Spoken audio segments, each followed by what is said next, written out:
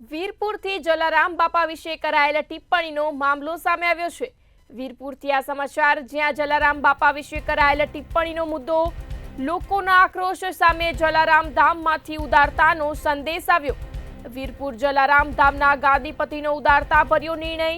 ગાદીપતિ રઘુરામ બાપા અને પરિવારે વીરપુરના વેપારીઓને અપીલ કરી।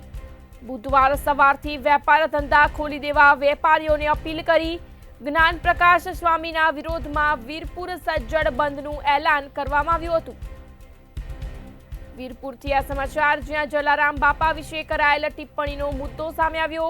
લોકોના આક્રોશ સામે જલારામ ધામમાંથી ઉદારતાનો સંદેશ આવ્યો।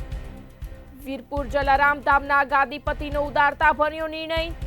ગાદીપતિ રઘુરામ બાપા અને પરિવારે વીરપુરના વેપારીઓને અપીલ કરી।